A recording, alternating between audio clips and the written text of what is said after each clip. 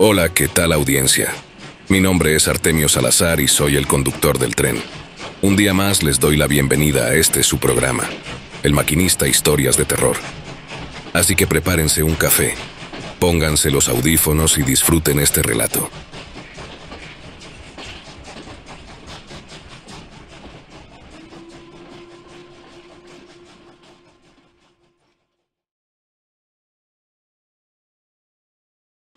Se dice que en el mundo de la construcción se suelen experimentar ciertos sucesos que, en ocasiones, no tienen una explicación lógica. Estos causan confusión entre las creencias y el juicio mental de los trabajadores que se dedican a desempeñar esta labor. Mi nombre es Dionisio. Soy albañil de profesión desde que tenía 14 años. Comencé a trabajar a temprana edad para ayudar a mi madre con mis 2 hermanos. Mi padre había fallecido en un accidente, por lo que no me quedó más remedio que entrarle duro al trabajo, siendo el principal sostén de la familia. Con el paso del tiempo me convertí en maestro de obras, o contratista de chalanes, como se nombra aquí en mi México. Desde entonces, me hice cargo de grandes proyectos en coordinación con arquitectos. En ocasiones, estos profesionistas aprovechaban su preparación para hacerme sentir menos, pues cabe mencionar que yo solo terminé la educación primaria. Pero, a pesar de la carencia de estudios, este oficio me permitió ganarme la vida, el cual logré convertir en un arte con el paso de los años, y, hasta la fecha, disfruto al máximo ser el encargado de una obra en construcción. Sin embargo, no todos esos años fueron de color rosa. Hubo buenos, pero también malos, y entre ellos destacan algunas experiencias sin explicación lógica, que hasta hoy me he animado a relatarles a través de la escritura de estas líneas. Se dice que en el trabajo de la construcción, en las obras, suelen suceder fenómenos paranormales, como apariciones, escuchar el sonido de psicofonías o sentir el ambiente muy pesado y denso. Cabe mencionar que se ha construido en tierras antiguas de edificios viejos, escuelas, granjas, haciendas, hospitales y hasta cementerios. Estos últimos tienden a generar una mayor cantidad de energía que queda acumulada y se esparce por todo el nuevo espacio. Sin embargo, no todos los que desempeñamos este trabajo tan duro tenemos la fortuna de presenciar estos fenómenos. Y créanme, no se lo deseo a nadie. Un día, recibí la visita de un señor que al parecer tenía una buena posición económica, en una de las obras donde actualmente trabajábamos. Estábamos terminando los detalles de las casas que le pertenecían a un fraccionamiento. De repente, en el transcurso del día, vi que arribó una camioneta Lobo con vidrios polarizados. Era muy reciente y parecía muy costosa. Como no reconocí aquella lujosa troca, dejé lo que estaba haciendo para acercarme sigilosamente. ¿Se le ofrece algo, jefe?, le pregunté acercándome unos cuantos metros. ¿Es usted Dionisio?, me preguntó quitándose unos lentes que le cubrían los ojos. Así es. ¿Para qué soy bueno?, le dije frunciendo el ceño. Hay una obra que se tiene que terminar. Necesito sus servicios. Le pagaría muy bien lo que usted pida. ¿Qué quiere decir?, pregunté asombrado. Tengo el compromiso de terminar estas pequeñas casas en unos meses. Hay un contrato firmado con mi puño y letra. Creo que no podré ayudarle. No se preocupe, de eso me encargo yo. Solo quiero que usted personalmente termine la obra. He oído excelentes recomendaciones de su trabajo. Durante ese tiempo, aquel misterioso hombre me mostró cuál sería mi sueldo y, para mi sorpresa, era una cantidad muy alta, lo que venía siendo un mes de paga de lo que ganaba comúnmente. Se me vinieron a la mente aquellas deudas y cuentas que tenía que liquidar. Entonces la oferta comenzó a mover mi interés sin que yo pudiera evitarlo. Después de unos minutos de meditar, aquel hombre misterioso permaneció en silencio, observando mi respuesta. Sin embargo, algo había en él que provocaba en mi interior una chispa de energía que erizaba mi cuerpo de los pies a la cabeza. Hizo una mueca de satisfacción, como si ya conociera la respuesta que iba a salir de mis labios, y no estaba equivocado, porque enseguida le dije que aceptaba tomar ese trabajo, pero debía hablar con la persona para llegar a un acuerdo sobre el contrato que ya tenía firmado. Al escuchar mi respuesta, sonrió amablemente, informándome una vez más que no debía preocuparme por aquel contrato, porque eso era muy fácil de resolver. Total, me puse a pensar que quizás las personas que tienen mucho dinero, como aquel misterioso hombre, podían solucionar cualquier problema, y realmente no estaba equivocado. A la mañana siguiente, recibí una llamada de un número desconocido. Al contestar el teléfono, se escuchó del otro lado de la bocina una voz masculina que decía: «Acuda a la dirección que se dejó debajo de la puerta de su casa». Enseguida, mi esposa, que me preparaba el desayuno, me entregó un sobre que había encontrado justo en la entrada de la casa. Lo abrí y ahí estaba una llave, con un papel doblado donde tenía escrita una dirección.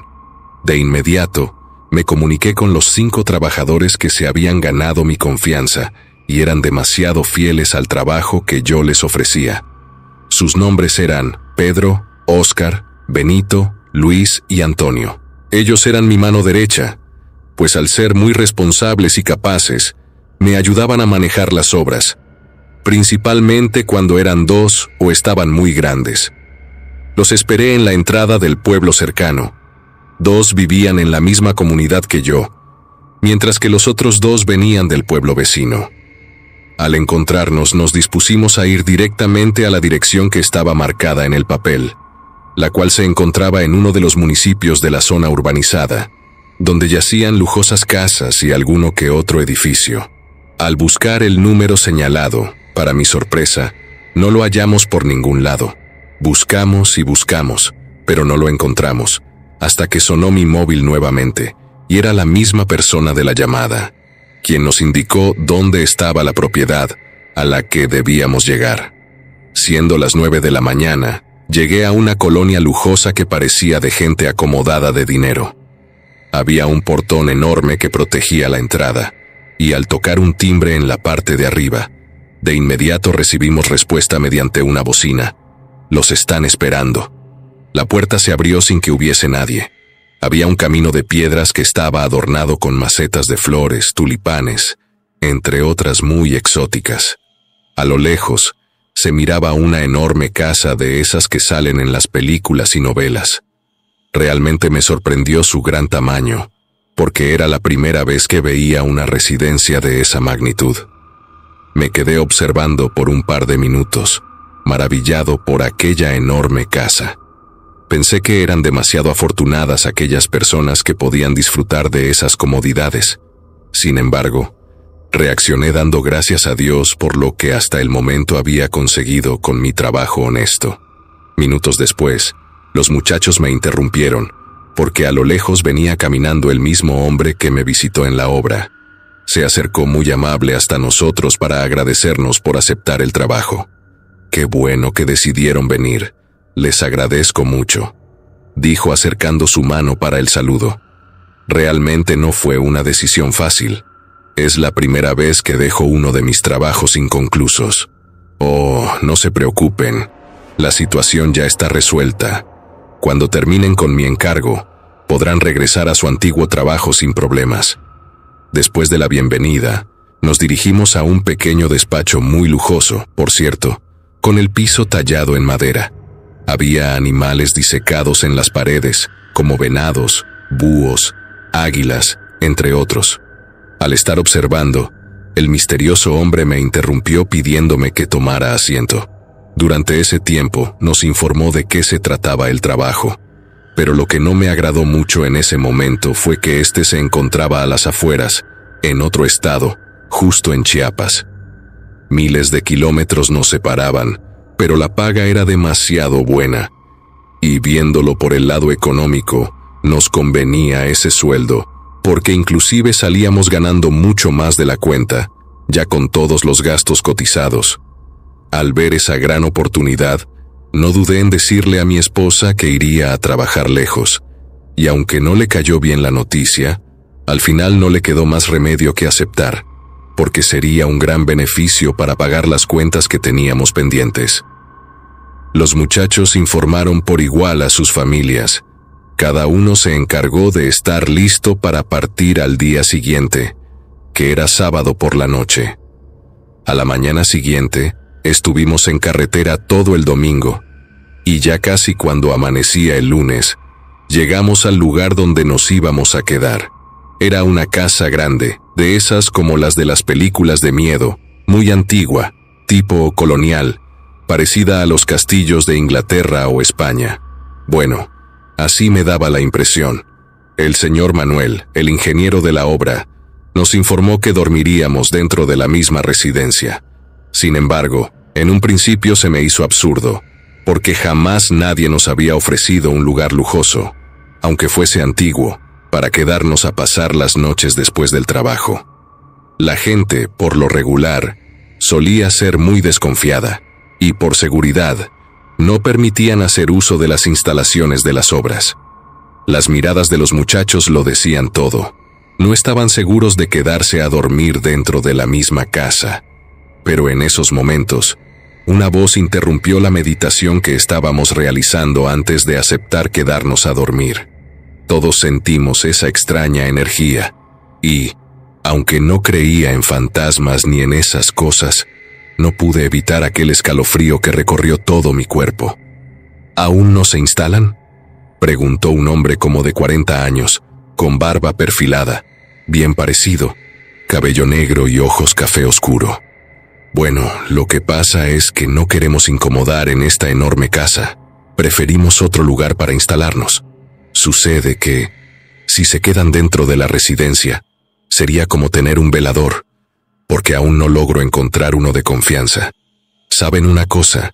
Yo puedo sentir cuándo debo confiar o no, y ustedes me causaron buena impresión, dijo con un tono de convencimiento hacia nosotros. Logré sentirme por unos minutos el tipo más afortunado, ya que la cortesía de los hombres que nos recibían aquí y en mi estado natal era demasiado extraña. Aún así, dejé que mis trabajadores durmieran cómodos y se sintieran bien, para olvidar un poco que estábamos lejos de nuestras familias. Sin embargo, nunca pensé que sería el inicio de la peor experiencia que, hasta el día de hoy, es protagonista de mis peores pesadillas. Al día siguiente, nos sirvieron de desayunar café y unos tamales de elote. Lo recuerdo bien porque estaban semi-amargos, y en el centro tenían como una bolsita de pasas atadas con un hilo rojo. Pedro fue el primero en darse cuenta de las pasas. Desató la bolsa y se las comió.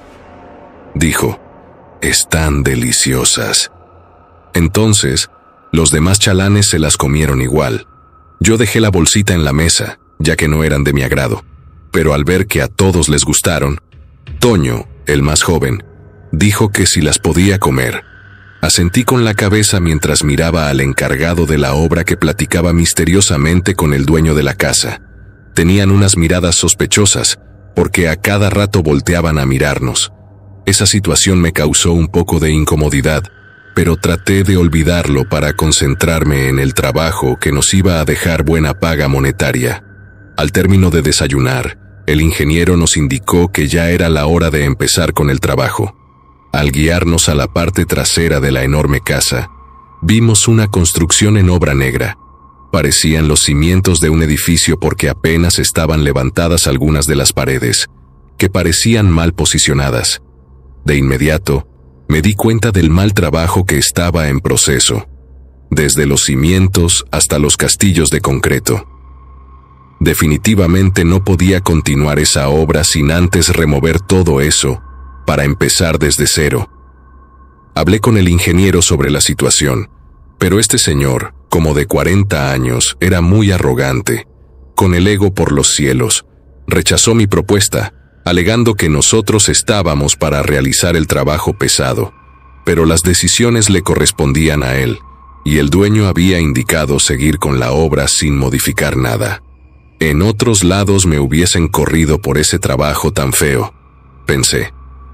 Los muchachos quedaron sorprendidos por la respuesta de aquel ingeniero, que sinceramente no comprendía por qué llevaba ese nombre. Indicó continuar con las bardas para emparejarlas con otras más que se elevaban casi 3 metros y, entre ellas, había un castillo muy ancho de concreto. Me acerqué al señor para preguntarle su nombre, y él me respondió de forma cortante: «Me llamo Lucas. ¿Tiene alguna otra duda?». Me miró con un intenso brillo que estremeció mis huesos. Era como si recordara lo que era el miedo, una emoción que solo se hacía presente cuando era un niño. Me sorprendí mucho porque ahora era un adulto. Comenzamos a trabajar como de costumbre. Los muchachos fueron cada uno a sus puestos mientras yo intentaba sacar unos planos de la obra en mi libreta de notas. Traté de continuar la construcción, modificando lo que ya estaba hecho sin que el Inge, así le pusimos de sobrenombre, se diera cuenta. No podía permitir que uno de mis trabajos tuviera tan mala calidad, tan evidente. Durante todo el día de trabajo no recibí ninguna otra indicación. Había olvidado preguntar qué clase de edificio se estaba construyendo, porque lo que se realizaba no tenía forma alguna. Más bien me daba la impresión de que el objetivo era solo levantar las enormes bardas. Por la tarde, siendo las 5 de la tarde, Antonio, el más joven, se acercó hasta donde yo me encontraba diciendo haber escuchado una voz a sus espaldas. Se veía muy pálido. Pensé que estaba mareado debido al calor insoportable. «Maestro, te juro que escuché la voz de una persona, aquí justo en este castillo de concreto». «¿Cómo crees?», le dije riendo un poco. «Solo estamos los muchachos, tú y yo». «Pero la voz salió de aquí, lo juro», insistió. «Bueno, por hoy vamos a descansar y a darnos un baño. Te hará bien refrescarte». «Entonces no me crees, ¿verdad?», dijo mirándome a los ojos. No le dije nada, pero su semblante pálido me dejó muy preocupado. Los muchachos estaban guardando las herramientas de trabajo, mientras yo regresé a dar una vuelta para observar los avances que se realizaron durante el día. En esos momentos, vi que algo brillaba en el suelo. Al acercarme, era una moneda americana con un pequeño orificio. Parecía un dije de esos que se usan con cadenas para colgarlos en el cuello. Me pareció un recuerdo que había pertenecido a alguien. Cuando la iba a guardar en mi bolsillo, le limpié la tierra, y en letras muy pequeñas vi una inicial, JL. Cuando vi las letras, un ruido me interrumpió. Provenía de aquel espacio donde señalaba Antonio. Levanté la mirada para observar el castillo de concreto, que era de un gran espesor, y para mi sorpresa, escuché una vez más aquel ruido. Era más que nada una voz que decía: «Ayuda, ayuda, ayuda». Dejé caer la moneda al suelo y comencé a acercarme al concreto. Lo toqué y sentí pequeños golpes que venían del interior. Absorto por aquel suceso, sacudí la cabeza para tratar de volver a los 5 sentidos y me alejé del lugar para alcanzar a mis compañeros. No entendía cómo era posible que el calor sofocante me hiciera perder el juicio que por tantos años había conservado. «¿Qué pasa? ¿Estás bien?», preguntó Pedro cuando me vio acercarme a la residencia. Nos fuimos a las habitaciones para descansar. Estas se encontraban en la parte baja, justo en un pasillo de la servidumbre. A pesar de ser cuartos de servicio, eran demasiado lujosos, incluso más que nuestras pobres casas. Las camas eran grandes, con colchones extra suaves, y los acabados de los baños eran en su totalidad de azulejo. Me sentí como si estuviese en un hotel de lujo, pero esa noche comenzó toda la pesadilla. Nos bañamos para tomar la merienda, y cuando fuimos a la cocina, había comida hecha en la estufa, con pan, café y leche. Los muchachos hambrientos comenzaron a servirse la merienda. Al parecer, estaban a gusto con aquel trabajo, y reconozco que lo estábamos pasando muy bien. Cuando se terminó el café, al fondo de la tetera, Pedro vio que había otro hilo rojo.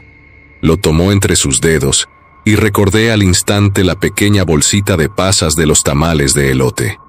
«Qué raro», me dije mentalmente. Los muchachos no le dieron importancia, porque el cansancio se reflejaba en sus ojos, y solo querían irse a dormir. Yo me quedé terminando mi café en la cocina, trazando los planos de la construcción para pensar cómo hacer las modificaciones que tenía en mente, sin decirle a Inge. Eran aproximadamente las 11 de la noche. Por una extraña razón, no tenía sueño y seguía dibujando los planos sin ninguna dificultad. En ese momento, cuando todo estaba en silencio, escuché otra vez ruidos que provenían de la parte de afuera. Miré a través de la ventana y no había nadie, pero cuando volví a asomar la cabeza, justo en medio de aquel camino empedrado, ahí estaba un hombre de pie mirándome. Tenía pantalón de mezclilla medio rasgado y una playera holgada de color amarillo con unas letras que decían Acapulco. Le hice señas a través del vidrio, saludando con la mano, pero él solo me miró con unos ojos luminosos que emitían una terrible tristeza. Tal suceso me causó una conmoción que no logré explicarme. Entonces intenté salir para preguntarle si estaba bien, pero cuando lo busqué, aquel hombre que parecía un joven ya no estaba por ningún lado. De repente, un fuerte viento comenzó a azotar la atmósfera, haciendo que mis brazos se estremecieran de frío, a pesar de ser un lugar caluroso. Esa ocasión sentí los aires de mi rancho, donde las corrientes son heladas, sobre todo en el otoño. Corrí hacia el interior de la casa, pero cuando estaba a punto de entrar, vi que una pequeña luz comenzaba a iluminarse en la oscuridad, justo donde se encontraba la obra en construcción. Motivado por la curiosidad, me dirigí al lugar para averiguar qué era lo que brillaba a lo lejos. De repente, nuevamente escuché aquella voz que salía del enorme castillo de concreto. Era como un susurro que resonaba muy dentro de mis oídos. Esta vez, oía claramente la palabra «ayúdame». Intenté sacudir la cabeza para recuperar un poco la cordura, pensando que lo estaba imaginando todo, pero al acercarme al castillo, ahí seguía escuchando la voz. Al tragar saliva para sentirme con más valor, intenté responder para saber qué estaba sucediendo. Entonces solo le dije, «¿Quién eres? ¿Por qué quieres mi ayuda? Váyanse de aquí, váyanse de aquí. Deben irse». Esas palabras eran lo único que se oía dentro del enorme castillo. Entonces pensé que estaba enloqueciendo, o que quizá el cansancio por lo sofocante del calor me había afectado un poco el cerebro. Sin hacer nada, decidí correr hacia la casa para irme a la cama, guardando aquella experiencia en secreto. De ninguna manera iba a permitir que los muchachos se burlaran de mí. Además, eran demasiado machistas. Cuando entré a la casa, todo estaba en silencio. Caminé hacia los cuartos que estaban para nosotros, y al abrir la puerta de la habitación que compartía con Antonio, él no estaba en su cama. Sin darle importancia, me di una ducha para mitigar un poco la fatiga del cuerpo. Sin embargo, no escuchaba que Toño regresara después de un tiempo. Pasando las 12 de la noche, fui a preguntar al cuarto donde estaban Pedro y Benito, pero ellos tampoco estaban, y las camas se encontraban destendidas. La extraña situación me causó algo de incertidumbre, pues, ¿a dónde habrían ido a esas horas de la noche? Los busqué por toda la casa, pero todos los espacios estaban cerrados con llave. No obstante, pensé que era absurdo que estuviesen en algún lugar del interior, porque todo estaba bajo llave sin posibilidad de entrar a algún espacio. Me fui a recostar en mi cama, pues de repente sentí una profunda necesidad de cerrar los ojos. Estos no los podía mantener abiertos, y la cabeza me comenzó a punzar desde la frente. Cuando estaba recostado, a punto de entrar en un profundo sueño, escuché claramente la voz de Antonio que iba entrando al cuarto. Entre sueños le pregunté, ¿dónde estaban todos? Solo escuché una respuesta. Fuimos a tomar un trago, y ya no supe nada hasta el día siguiente. Por la mañana, me desperté un poco mareado. En esos momentos, vi a Toño que roncaba profundamente, pero al bajar a la cocina para el desayuno, llegó Benito diciendo que Pedro no estaba por ningún lado. ¿Dónde estaban todos anoche?, les pregunté molesto. Lo que pasa es que llegó el dueño de la casa. Yo me encontraba en la sala mirando un cuadro, ese que está pegado en la chimenea. Luego me dijo que si me invitaba a un trago, porque a pesar de tener mucho dinero, a veces se sentía algo solo. Yo acepté sin inconvenientes. Solo pedí que me esperara para traer mi chaqueta, pues hacía mucho frío, como en el rancho. Ya cuando iba de salida, me interrumpieron los muchachos. Todos vinieron conmigo, hasta Antonio, que iba de regreso al cuarto. Nos sentamos en la sala y el dueño sirvió unos tragos. Luego se despidió porque dijo que debía salir por la mañana a otro estado. Ese día busqué a Pedro por todos lados. Llamé a su celular, pero este se encontraba en el buró de su cama. Ahí estaban sus cosas. No podía haberse ido a ningún lado. Esperé durante el desayuno, pero no llegaba. Luego pasó el mediodía y comencé a preocuparme. Me di una vuelta por aquel pueblo. Sin embargo, la gente no lo había visto, porque igual no lo conocían. Llegó la tarde-noche y ni rastros de mi trabajador. Por lo tanto, me sentía demasiado angustiado por saber qué le había pasado. Cuando vi al ingeniero, le dije que debía poner una denuncia por desaparición, pero él, en tono sarcástico, solo respondió: «Así les pasa a todos, dejan botado el trabajo». Le expliqué que Pedro era muy responsable y jamás hubiese hecho algo así. Por la noche, tomé mi chaqueta con las llaves de la camioneta para ir a las autoridades correspondientes. En el camino, iba manejando cuando de pronto vi al mismo joven de la playera amarilla, quien me hacía una seña con la mano en medio de la oscuridad. Con los pelos de punta, bajé la velocidad para confrontar a esa persona y saber de una vez por todas qué necesitaba de mí. Pero justo cuando me iba acercando, ésta se dio la vuelta, caminando hacia la zona más oscura de la carretera. Me hizo una especie de seña para que lo siguiera, así que caminé hasta llegar a la orilla de la carretera, justo donde había un montón de piedras, y debajo de ellas algo más. Cuando alumbré con la lámpara de mi celular, vi que se trataba de la chaqueta de mezclilla de Pedro. Tenía una pequeña bolsa lateral, donde estaba su billetera. «Dios mío, ¿qué le ha sucedido?», exclamé en voz alta con un miedo que recorrió cada extremidad de mi cuerpo. Al voltear la mirada hacia el joven, lentamente su cuerpo fue desapareciendo de la nada, pero antes me dijo, con mucha desesperación: «¿Qué espera para irse? Váyase antes de que sea demasiado tarde». Subí a la camioneta y arranqué a toda velocidad. Cuando llegué a la residencia, vi que, en la ventana de lo que parecía ser una especie de bodega, una luz parpadeaba, a punto de apagarse. Entonces me acerqué y noté que la puerta se encontraba entreabierta.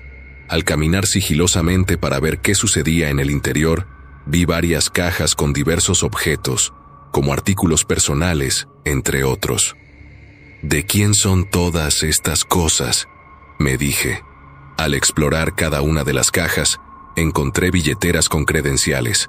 Eran de personas jóvenes, pero lo que más llamó mi atención fue que conté 30 bolsitas con hilos de color rojo, similares a las que tenían pasas en los tamales de elote. «¿Qué está sucediendo?», me pregunté. De inmediato, escuché ruidos que venían desde la obra en construcción. Entonces fui corriendo para averiguar qué estaba pasando.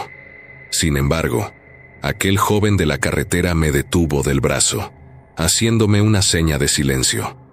Me quedé quieto, siguiendo al muchacho hasta un pequeño arbusto de hierba seca, desde donde se veía claramente la obra. Vi que había varias personas y, entre ellas, estaba el dueño de la misma casa. Pero mis ojos quedaron aterrados cuando vi que aquellos hombres sostenían a los muchachos de los brazos, a mis compañeros de trabajo. Se veían sus cuerpos caídos, no se movían y tenían la cabeza agachada. Me quedé inmóvil, sin poder decir una sola palabra. El joven que estaba conmigo me pidió que mirara fijamente, y entonces aquellos hombres comenzaron a colocar a los muchachos dentro de una especie de caja larga de madera, donde cabían perfectamente sus cuerpos completos. Después, las colocaron entre las paredes de la obra y las llenaron de cemento. Era como si estuviesen fijando el cimiento de un edificio o algo parecido. Mis labios quedaron enmudecidos a tal grado que una lágrima se derramó sobre mi rostro. Quería gritar para impedir que enterraran a mis amigos en esas cajas, pero el joven me lo impidió varias veces. ¿Acaso quieres morir también?, me preguntó. Después de 1 hora, todos abandonaron el lugar, pero el dueño de la casa se quedó de pie, llamando por su teléfono celular. «Ya están todos enterrados tal y como lo planeamos», decía el dueño de la casa en la bocina del teléfono. «Solo nos faltó uno, pero creo que ya se nos peló. De todas maneras, es suficiente lo que ofrecimos hoy. Díganle al señor que pronto se completará la paga». No sabía de qué se trataba todo eso, pero cuando todos se habían ido, corrí hasta donde habían enterrado a los muchachos, pero no pude sacarlos de ese lugar. Sin embargo, cuando quedé hincado en medio de la obra, aquel joven se acercó para decirme que no fue mi culpa. «Dime lo que sabes», le pregunté, con los ojos llenos de lágrimas. «Solo te puedo decir que las personas que están atrapadas aquí son una ofrenda para el Señor de las Tinieblas, a cambio de riqueza y fortuna. Yo fui uno de ellos, pero como encontraste mi moneda en el suelo, logré liberar mi alma. Y lamento decirte que no podrás recuperar a tus amigos. Ellos ya están muertos, y si no regresas a tu cuerpo, pronto tú lo estarás también». En esos momentos, desperté en una ambulancia camino al hospital. Había tenido un fuerte accidente en la carretera, pero no recordaba qué había pasado. Expliqué a las autoridades sobre la desaparición de mis amigos, y aunque regresamos al lugar, no podía creer que aquella casa estuviese abandonada desde hace años y a punto de caerse en pedazos. Sin embargo, ahí seguía la obra y nuestras herramientas de trabajo. Busqué y busqué en los castillos de concreto, rompiendo el cemento, pero no encontré nada. Con el corazón destrozado, no sabía qué iba a decir a sus familias. Peor aún, porque ellos eran mi responsabilidad. Me quedé toda la tarde en aquel lugar y justo cuando el sol se iba ocultando, comencé a escuchar a mi alrededor una especie de llanto, y entre susurros me llegaba una frase que decía: «Maestro, ayúdanos por favor». La voz salía como eco entre las paredes de aquella construcción, que durante mucho tiempo traté de averiguar dónde estaban los cuerpos de mis amigos para darles cristiana sepultura y que sus almas al fin pudieran descansar en paz. Porque, a pesar de no encontrarlos jamás, yo sabía muy bien que permanecían atrapados en el concreto de las paredes, de las que por las noches se escuchan los llantos de las almas que fueron atrapadas para siempre como ofrenda al diablo.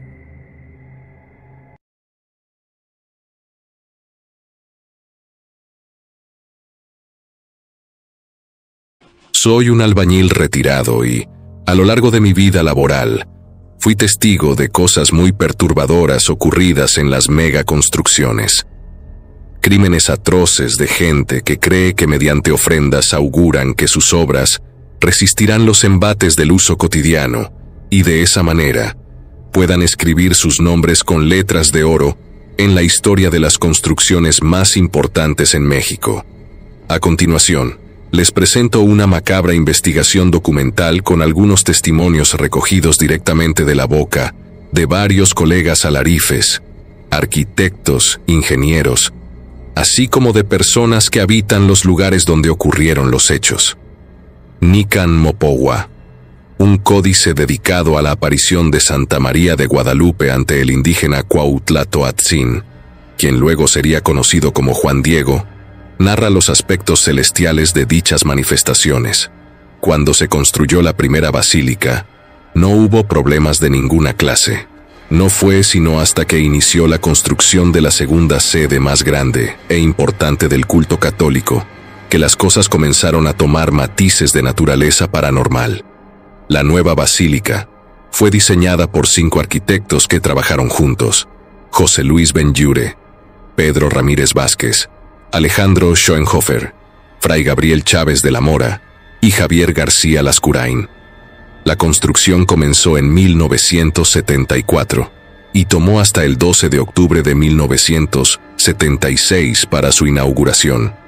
Según las leyendas populares, como en todas las construcciones de proporciones colosales, el ambicioso proyecto fue visitado por el afamado compadre. Los albañiles y veladores decían ver a un misterioso sujeto visitar las barracas de los arquitectos e ingenieros responsables de la construcción. El caso es que, de alguna manera u otra, el demonio disfrazado de hombre no logró en todas sus incursiones que se le diera un pago por su intervención, ya que, según los responsables de la obra, no era necesario debido a que dicha construcción tenía la bendición directa de la Madre del Dios de los cielos.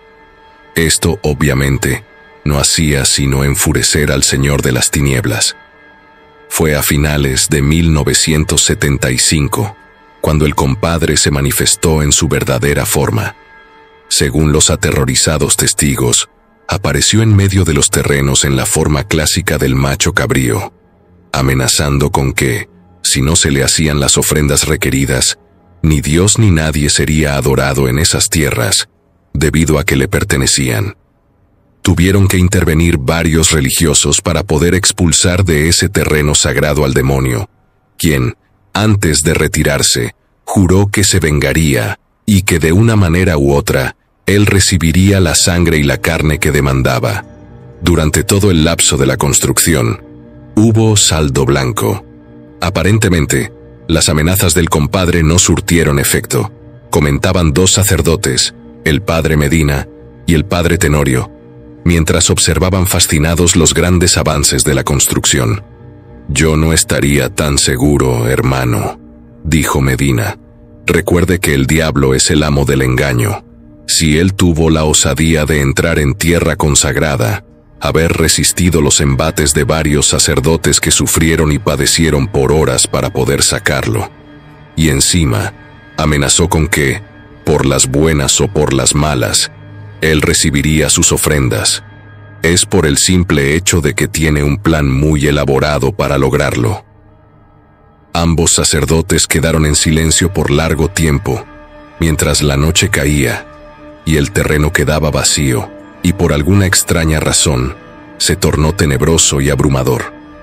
Según los veladores, aunque nunca se reportaron actos de vandalismo, robos o intrusos, sí se reportaron avistamientos de siniestras sombras, animales extraños y ruidos en los alrededores de la basílica, especialmente de medianoche a las 4 de la mañana, como si hubiera muchas personas en la parte de afuera.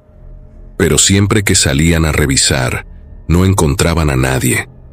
Asimismo, se mencionó la presencia de un perro negro de gran alzada, hermoso, pero aterrador a la vez, que se paseaba por la cerca que separaba la calle del terreno de la iglesia en ese entonces. No entraba, pero se dedicaba a dar vueltas, merodear y, en ocasiones, ladrar y aullar ante la mirada atemorizada de trabajadores, veladores y algunos sacerdotes que, de vez en cuando, iban a admirar la gran obra de arquitectura moderna, que no hacía sino engrandecer el nombre de la Madre de Dios en tierras mexicanas. Pero eso no paró allí. Al contrario, tiempo después comenzaron a verse personas deambulando por los patios, y al momento de ir a ver quién era el intruso, este simplemente se desvanecía en el aire, lo que no hacía sino afirmar las teorías de los sacerdotes que habían comentado que el diablo andaba furioso y buscaría la manera de hacer que su voluntad se cumpliera. Pasaron los meses. La nueva Basílica de Guadalupe fue nombrada así para distinguirla de la anterior. A pesar de ello, el antiguo edificio de la Basílica, ahora llamado Templo Expiatorio de Cristo Rey, situado al poniente del llamado Atrio de las Américas, sigue siendo un símbolo inconfundible de la Basílica. La nueva construcción fue necesaria después de que, por muchos años, la vieja basílica sufrió el embate de terremotos y hundimientos que pusieron al antiguo edificio en peligro de falla estructural o, aún peor, de un colapso y derrumbe definitivo. El antiguo edificio también era inadecuado para el número cada vez más grande de peregrinos, por lo que se decidió diseñar la estructura en forma de redondel, con varios accesos de entrada y salida para mayor flujo y tránsito de personas de manera más cómoda. Finalmente, El 12 de octubre de 1976, en una procesión muy solemne, entró la imagen de la Virgen de Guadalupe a su nuevo santuario. Según los arquitectos, la forma circular pretende simbolizar la carpa que albergaba el Arca de la Alianza, en su marcha por el desierto en la mitología judeocristiana. Dicha estructura está fabricada con hormigón armado. El diseño es tan preciso que esa estructura tan simple es lo único que sostiene el techo, recubierto por láminas de cobre que han dado como resultado su característico color verde. El edificio también se sostiene sobre 344 pilotes de control, clavados profundamente en la tierra. Debido a que el interior es redondo y libre de pilares, la imagen de la Virgen de Guadalupe puede ser apreciada casi desde cualquier lugar con una buena perspectiva. La imagen está situada detrás del altar mayor y debajo de una cruz, de modo que las personas puedan apreciar el cuadro de la Reina del Cielo. Se construyó una pasarela automática para que los devotos puedan avanzar rápidamente, permitiendo que un mayor número de personas pueda admirarla de cerca. En el interior, también encontrarás un mural de 1980 llamado El Regalo de la Resurrección, hecho por Pedro Medina Guzmán, así como varios otros murales que representan a Juan Diego y las apariciones de la Virgen de Guadalupe. Todo pareciera haber tenido un final feliz, pero tal como lo dedujo el padre Medina a finales de 1975, el diablo ya preparaba su plan para ponerlo en marcha. Él recibiría la carne y la sangre de los fieles de una u otra forma, y las cosas comenzaron a suceder en la forma de varias tragedias que ocurrieron, no solo dentro del recinto, sino también a las personas que iban en camino de ver a la guadalupana. No son pocos los visitantes a la basílica que han visto un ánima en pena dentro del templo. Se trata de una mujer que porta una vela. Los reportes varían un poco entre ellos, pero casi todos coinciden en haber visto a una misteriosa mujer rondando el lugar, cargando entre sus manos una vela encendida. Algunos dicen que se puede predecir su aparición, porque antes de verla se escucha un leve sonido de campana, cuyo origen jamás se logra encontrar, como si saliera del aire mismo. Para los visitantes más habituales del lugar, este sonido ya es causa de miedo, porque saben que esta alma en pena no tardará en aparecer. A decir verdad, no hay forma de predecir cuándo dicho sonido precederá la aparición de la mujer fantasma. Otros reportes afirman que ella no va en silencio. Algunos aseguran que puede oírse que va rezando, aunque no es posible entender bien lo que dice. Al parecer, nadie quiere acercarse lo suficiente para averiguarlo. Mientras va haciendo estos rezos desconocidos, se asegura que se le ha visto visitar capilla por capilla. ¿Cuál es su intención detrás de esta ruta? ¿Existe algún tipo de asunto pendiente en este mundo? Se dice que es una de las artimañas del compadre para manifestar que, a pesar de haber sido expulsado de esos terrenos, de una u otra manera él siempre estará presente. Vale destacar otro escalofriante dato que da peso a la teoría del padre Medina. No importa cuán fuerte sople el viento, la vela del espectro jamás se apagará. Hay testimonios de quienes aseguran haberla visto pasar bajo una fuerte lluvia, pero la vela permanecía encendida. Esto nos da a entender con más certeza que no se trata de un ser de este mundo, atado a las leyes físicas como todos los demás.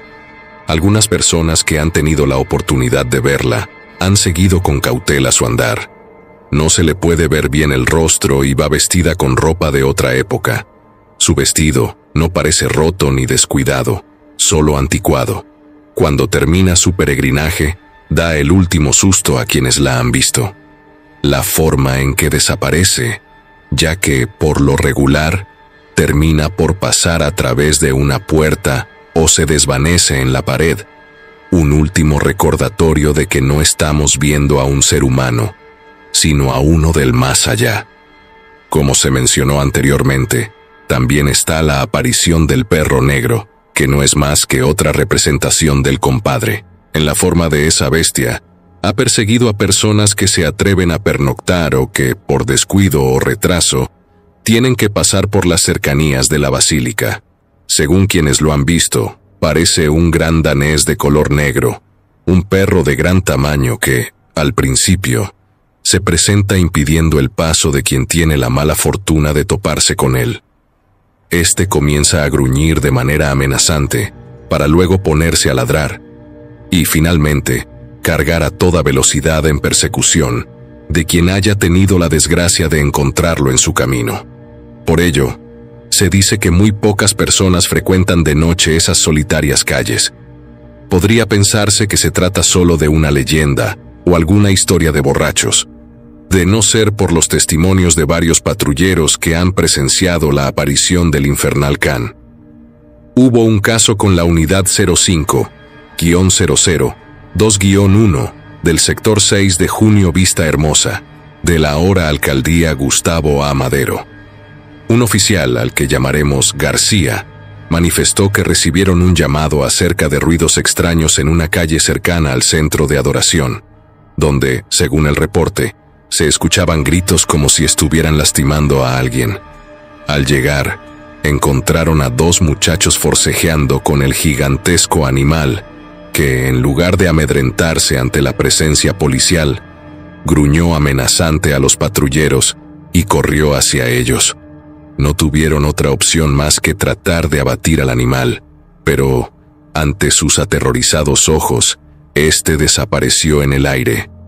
A pesar de los reportes del ERUM y de los mismos patrulleros, se descartó la presencia de un sabueso infernal merodeando las cercanías del santo lugar.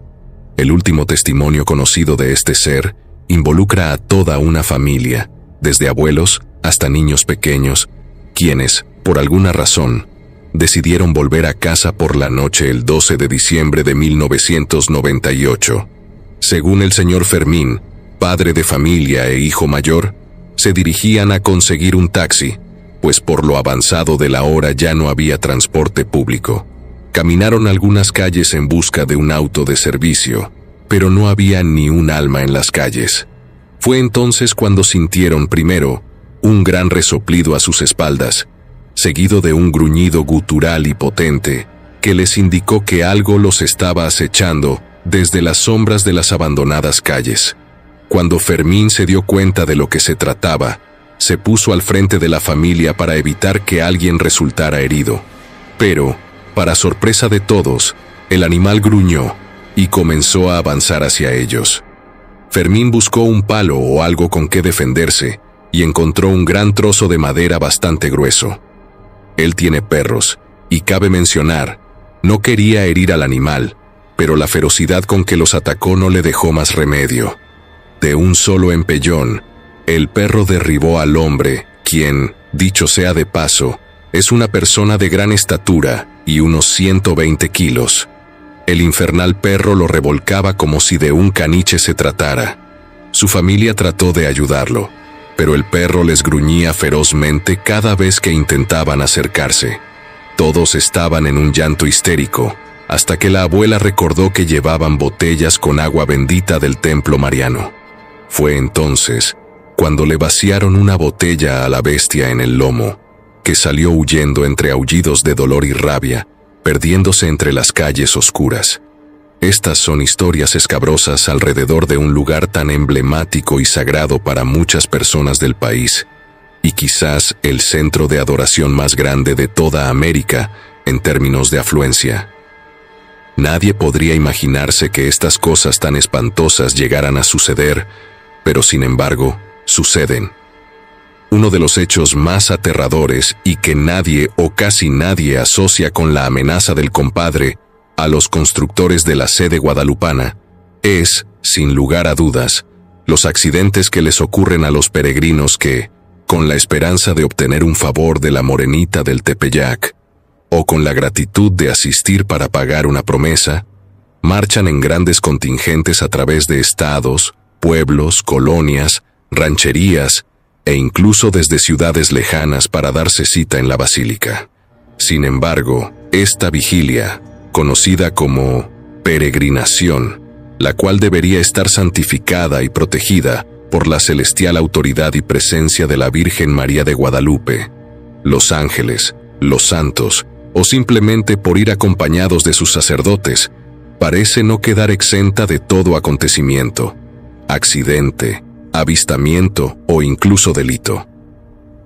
Por algún motivo que hasta la fecha se desconoce, las historias de los peregrinos están llenas de tragedia y robo.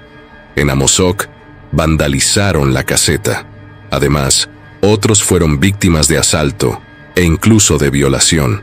En otro caso, uno de ellos fue atropellado, y todo esto ocurrió en vísperas del Día de la Guadalupana. El primer incidente sucedió la madrugada del martes 10 de diciembre, cuando un grupo de peregrinos que se dirigía a la basílica fue asaltado a la altura de Río Frío, en el Estado de México. Los devotos salieron de la comunidad Santa Ana Xalmimilulco, del municipio de Huejotzingo. Señalaron que los delincuentes abrieron la cajuela del autobús, donde había un tanque de gas y mochilas con sus pertenencias, las cuales les fueron arrebatadas sin violencia, por lo que nadie resultó lesionado. Ese mismo día, alrededor de las 6:40 de la mañana, otro grupo de peregrinos que también se dirigía a la Basílica de Guadalupe decidió vandalizar la caseta de la autopista México-Puebla, a la altura de Amozoc, para no pagar peaje. Esto molestó a varios automovilistas, quienes les gritaron: «Les irá mal en el camino por cometer estos actos indebidos». Después de regresar de la basílica, una camioneta volcó la madrugada del 12 de diciembre en la carrera guadalupana de Coahuatichan, Cuetzalán, a la altura del paraje La Cumbre. No se reportaron lesionados, y los peregrinos argumentaron que fue un milagro de la Virgen, ya que nadie resultó herido. Sin embargo, alrededor de las 11 de la mañana del 13 de diciembre, un peregrino guadalupano fue atropellado en el periférico ecológico y Boulevard Valsequillo. Al darse cuenta, sus compañeros intentaron detener al conductor del automóvil y empezaron a golpearlo. El chofer se detuvo tras impactar a la persona. Aunque estos casos resultaron relativamente leves, hubo personas que no corrieron con la misma suerte. Autobuses completos han terminado en el fondo de barrancos, y personas han sido atropelladas, tanto a pie como en bicicleta. Los guías en motocicleta han perdido la vida, ya sea antes de llegar o después de asistir al templo guadalupano. Todo esto parece confirmar la teoría del padre Medina. El compadre encontraría la manera de salirse con la suya y obtener sus nefastas ofrendas, ya fuera de una manera u otra. No es un secreto que, camino a la villa de Guadalupe, siempre sucede algo malo, en mayor o menor medida, pero siempre se paga con carne y sangre por alguna misteriosa razón. Con esto no quiero ofender ni insultar la fe de nadie. Es un culto hermoso, pero los hechos nos muestran que incluso lo más santo puede terminar en hechos sangrientos y tragedias. Gracias por leerme. Vecinos de la zona reportaron lo sucedido al 911, por lo que arribaron elementos de la Policía Vial del Estado para atender el reporte. Asimismo, llegaron paramédicos de Suma para atender al peregrino atropellado y al conductor golpeado por los fieles de la Virgen de Guadalupe.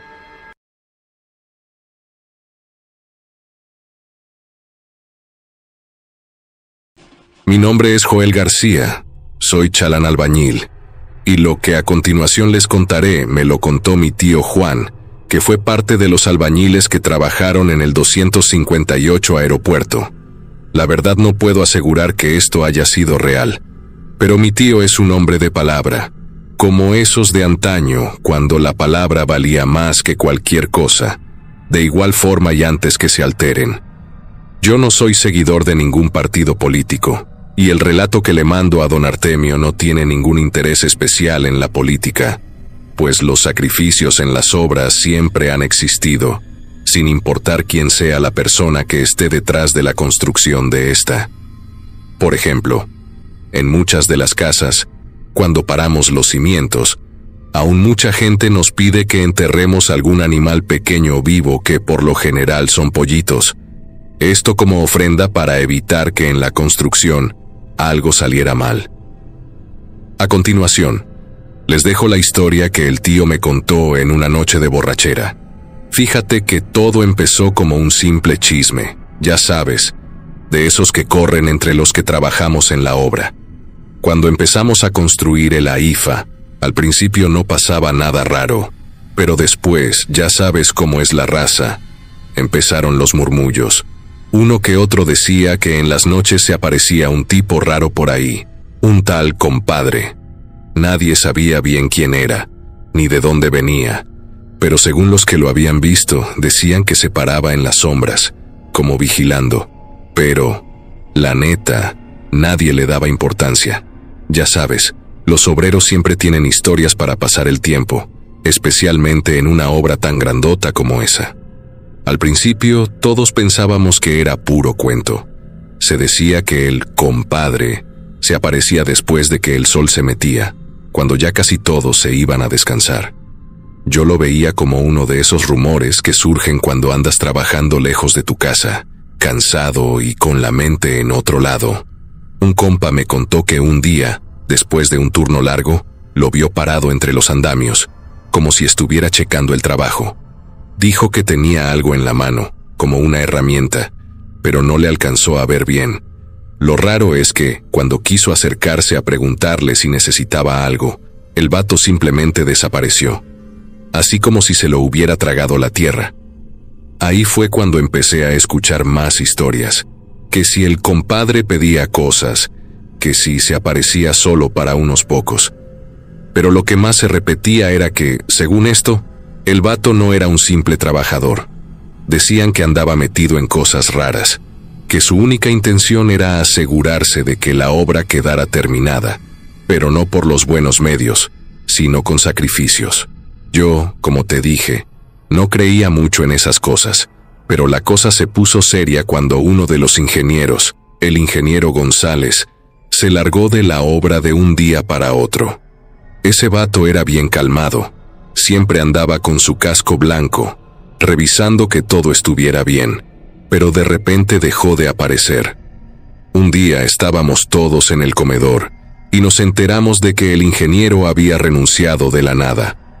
Los rumores decían que se había topado con el famoso compadre y que había quedado tan asustado que no quiso volver. Decían que había dejado todo tirado, incluso su maletín de trabajo, y se había largado sin avisarle a nadie. Ahí fue cuando la cosa empezó a oler feo, porque un ingeniero no deja una chamba así nomás. Esos vatos ganan bien y no se espantan por cualquier cosa. Pero a mí no me cuadraba. ¿Qué tanto había visto para largarse sin decir ni adiós? Una noche, después de todo ese chisme, me tocó quedarme a revisar unas cosas en el turno nocturno. Era uno de esos días en los que la obra estaba casi vacía. Nomás algunos de los muchachos y yo estábamos ahí, asegurándonos de que las cosas estuvieran listas para el siguiente día. El lugar era enorme, y en la oscuridad se sentía bien raro. El viento silbaba entre las estructuras de metal, y aunque uno no quiera admitirlo, esas cosas te ponen nervioso. Estaba yo revisando unos materiales, cuando de repente me quedé solo. Los demás compañeros se habían ido al otro lado de la obra, y de pronto sentí que alguien me estaba mirando. Volteé varias veces, pero no veía nada. Solo el eco de mis pasos y el sonido del viento. Me empecé a poner nervioso, pero traté de no hacerle caso. Pensé que me estaba sugestionando con tanta historia que ya me habían contado. Pero luego, como a la distancia, vi una figura entre las sombras, justo donde habíamos dejado los andamios. Al principio pensé que era uno de los muchachos, que se había quedado a revisar algo también, pero algo no se veía bien. El tipo estaba parado muy quieto, demasiado para ser normal, y su silueta era medio borrosa, como si no encajara bien con el resto del lugar. Me acerqué un poco para verlo mejor, y ahí fue cuando lo vi claro. Era el compadre, el famoso hombre del que tanto hablaban. Te juro que el vato me miraba, pero sus ojos no eran normales. Estaban vacíos, como si no tuviera vida, como si fuera una sombra. Me quedé helado, porque aunque no decía nada, Sentía como si me estuviera hablando. Y de repente, sin mover los labios, escuché su voz. Era un susurro, pero se me metió en la cabeza de una manera que no te puedo explicar. Dijo algo que me dejó helado. Esta obra no se va a terminar sin un sacrificio. Mi piel se puso chinita. Yo no sabía si salir corriendo o gritar. El compadre se quedó ahí, mirándome por unos segundos más, hasta que, de la nada, simplemente desapareció. No caminó, no se movió.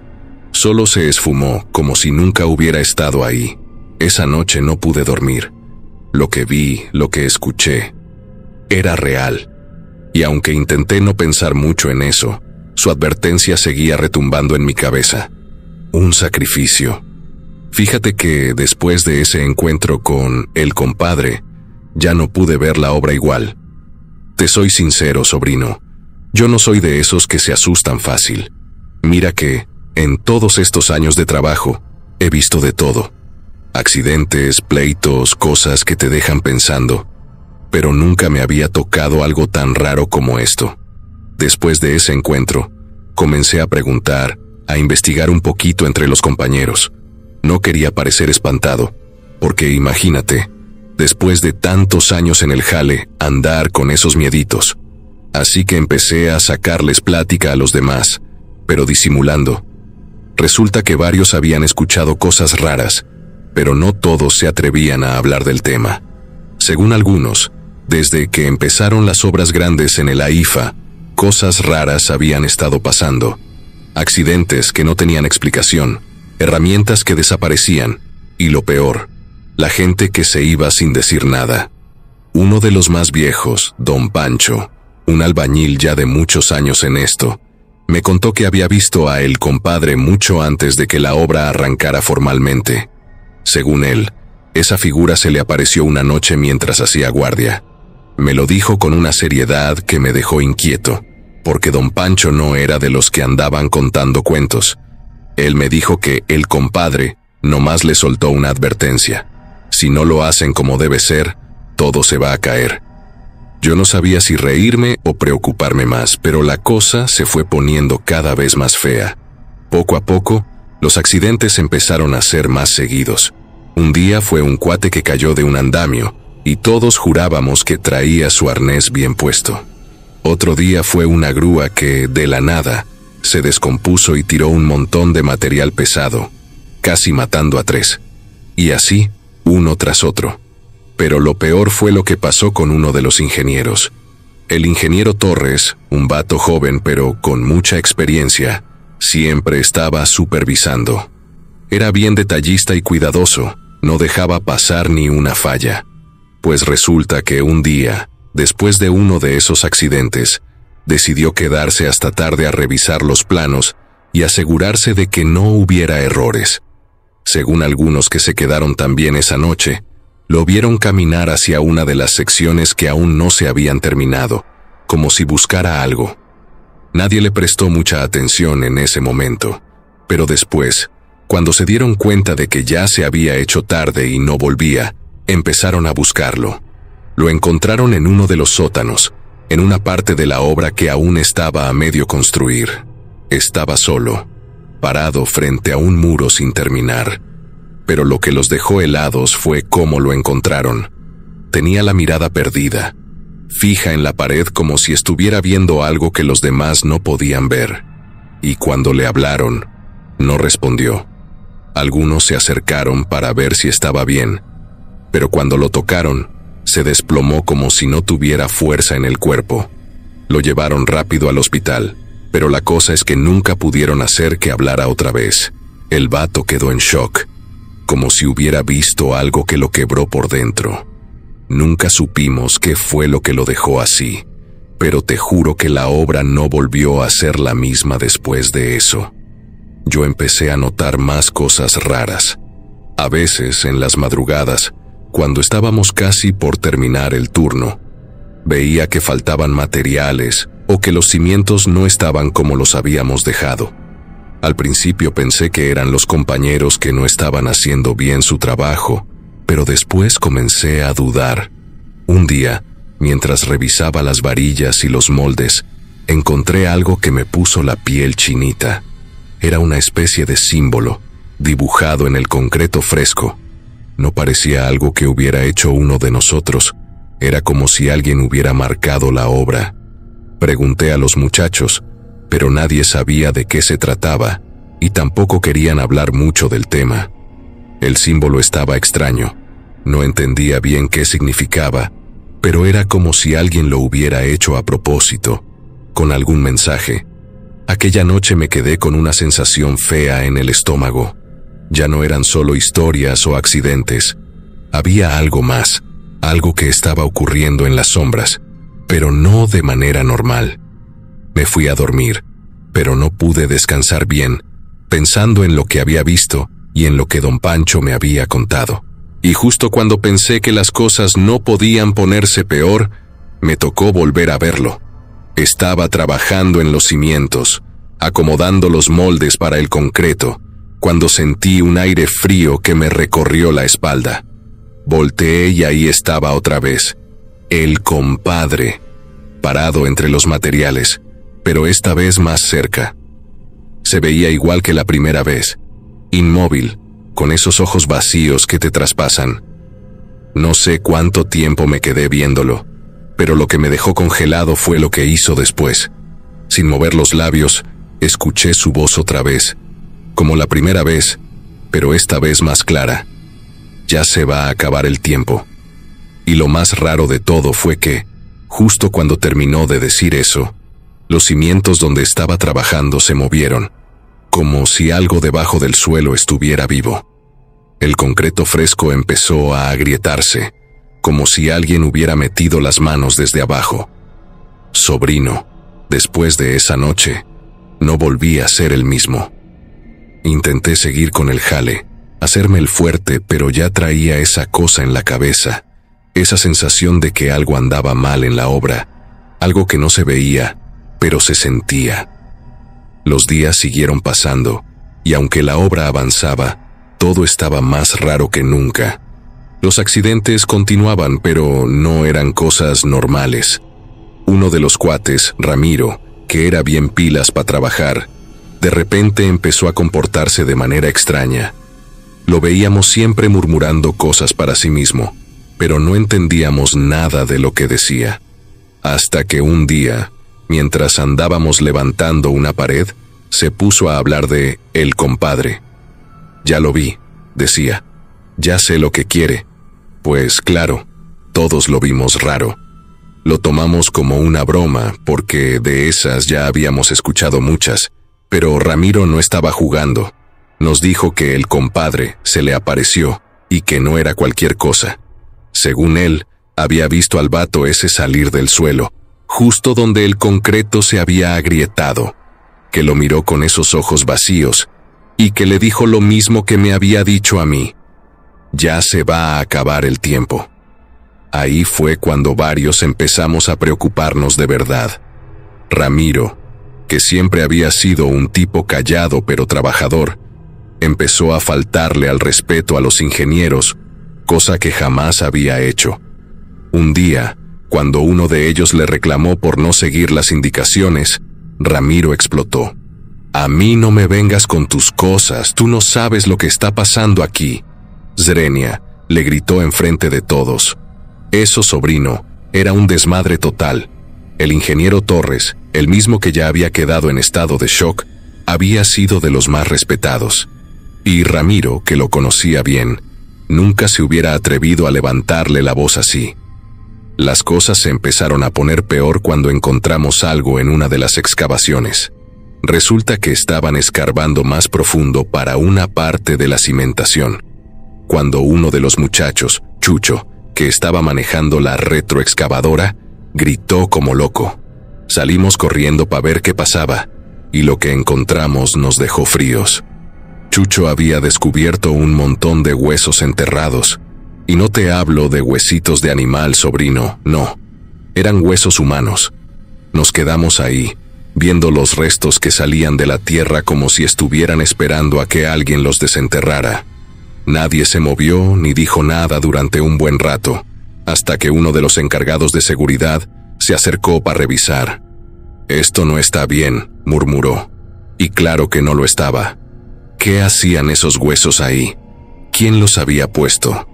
La obra se detuvo por unas horas mientras llegaban los ingenieros y las autoridades. Al principio, pensaron que era una fosa común antigua o algo así, pero los huesos no parecían viejos. Al contrario, parecían recientes. El ambiente en la obra se puso pesado, más de lo que ya estaba. La gente ya no quería trabajar de noche, y los que se quedaban en el turno nocturno lo hacían a regañadientes. Todos hablaban de los huesos y de el compadre, como si ya nadie pudiera ignorarlo. A veces, en la noche, se escuchaban ruidos extraños, como si alguien estuviera arrastrando algo pesado por el concreto. La raza decía que era el compadre, que venía a recoger lo que faltaba, que estaba buscando algo más. Y fue en una de esas noches que Ramiro desapareció. Nadie se dio cuenta al principio, porque todos andábamos cada quien en su trabajo. Pero cuando dieron las 10 de la noche y no apareció para firmar la salida, empezamos a buscarlo. No estaba en ningún lado. Nos fuimos para los sótanos, los túneles que estaban a medio construir, y fue ahí donde lo encontramos. El cabrón estaba en el suelo, en un charco de sangre. No te voy a mentir, compadre. Fue lo más feo que me ha tocado ver en la vida. No había nadie más en el lugar, solo su cuerpo tirado, como si lo hubieran dejado ahí. Y lo más raro, lo más escalofriante, fue lo que vimos en las paredes. Esos mismos símbolos que yo había encontrado dibujados en el concreto, pero esta vez eran más grandes, y estaban hechos con sangre. El terror fue tanto que varios salieron corriendo de la obra, jurando que no iban a volver. Y la verdad, yo también me lo pensé. Pero algo me detuvo. No sé qué fue. Tal vez la necesidad, tal vez la curiosidad. Pero la cosa es que no podía dejar de pensar en Ramiro, en cómo había estado hablando de el compadre antes de desaparecer. Algo me decía que todo estaba conectado. Los huesos, los accidentes, los símbolos y el compadre. Después de lo que pasó con Ramiro, la cosa en la obra se descontroló más. A los pocos días se empezó a correr el rumor de que el patrón quería seguir con la construcción a como diera lugar. Dicen que ni los huesos ni lo de Ramiro le importaron.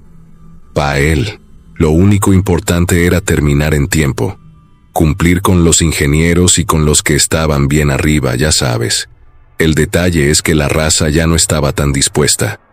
Muchos comenzaron a faltar, y los que sí venían andaban con una cara de susto que se les notaba a kilómetros. Un día, don Pancho y yo nos estábamos echando un cigarro al mediodía, ahí, al lado de la retroexcavadora. Estábamos callados, como si ninguno de los dos quisiera hablar de lo que ya sabíamos que estaba pasando. Entonces me empezó a platicar más a fondo de esos sacrificios que te mencioné antes. «Mira, carnal», me dijo, «esto no es nuevo. Yo conocí a unos viejos que trabajaban aquí antes de que esta obra siquiera empezara, y decían que esta tierra ya estaba marcada. No eran solo leyendas, gente de aquí, de los alrededores, hacía sus trabajos, ya sabes, esos que no se pueden hablar tan fácil. Y esos huesos que encontraron, no creo que sean de la revolución, no, son más recientes». Eso me puso a pensar. Si lo que decía don Pancho era cierto, entonces, el compadre no era solo un cuento para espantar a los nuevos, era algo más grande, algo que estaba ahí desde hace mucho. Empecé a atar cabos. Los accidentes, los símbolos en el concreto, la muerte de Ramiro, todo apuntaba a que había algo en esa obra que no querían que termináramos. Y justo esa tarde pasó lo peor. Estábamos en uno de los túneles subterráneos, donde estaban haciendo la instalación de los ductos de ventilación. Andábamos varios, unos 8 o 9 trabajadores, cuando de repente se escuchó un ruido espantoso, como si algo pesado hubiera caído en seco sobre el concreto. Al principio pensamos que era la retroexcavadora o que algo se había desplomado, pero no. No había nada raro a simple vista. Entonces, vimos que uno de los compañeros, el güero, no estaba con nosotros. Lo habíamos visto entrar al túnel, pero de repente ya no estaba. Gritamos su nombre, pero no respondía. Nos quedamos fríos, porque era el mismo lugar donde habían pasado cosas raras antes. «Vamos a buscarlo, ¿no?», dijo uno de los muchachos. Yo no quería ir, te soy sincero, pero no podíamos dejar al güero solo. Empezamos a caminar más adentro del túnel, alumbrándonos con las lámparas que traíamos. El túnel era largo y oscuro, pero a pesar de que caminamos un buen tramo, no veíamos ni rastro del güero. Fue entonces que escuchamos un lamento, como si alguien estuviera sufriendo. Venía desde el fondo, más allá de donde estaban trabajando. Nos acercamos con cuidado, porque nadie sabía qué iba a pasar, y ahí, en uno de los rincones oscuros, lo vimos. Al güero, pero no estaba solo. Había alguien más con él. Un hombre, alto, con la cara medio cubierta por el polvo y los escombros, pero sus ojos, sobrino, esos ojos eran lo más extraño. No tenían brillo, eran como dos hoyos negros que te miraban, pero no te veían. Era el compadre. Todos nos quedamos paralizados al ver la escena. El güero estaba tirado, con los brazos extendidos como si hubiera sido derribado por algo, y el compadre lo estaba mirando, de pie junto a él. No hacía nada, solo lo miraba con esos ojos vacíos. El güero empezó a temblar y a gritar, pero sus palabras eran incoherentes. El ambiente se sentía tan pesado que apenas podíamos respirar. Yo nunca había sentido un miedo así, uno que no solo te llega a la cabeza, sino que te aplasta el pecho y no te deja moverte. Y de repente, el compadre se agachó junto al güero y con una calma que me erizó la piel, sacó algo de su bolsillo. Era un cuchillo, pero no uno normal. Tenía unas marcas en la hoja, como símbolos tallados, y estaba oxidado, como si lo hubieran usado muchas veces antes. Sin decir una sola palabra, lo levantó y lo pasó por la garganta del güero en un solo movimiento. No hubo gritos, no hubo lucha, solo ese corte limpio que nos dejó petrificados. En cuanto vimos eso, nos echamos a correr, pero correr como nunca antes. Ni siquiera volteamos para ver si el compadre nos seguía, porque, la neta, sabíamos que si lo hacía, no íbamos a salir de ahí.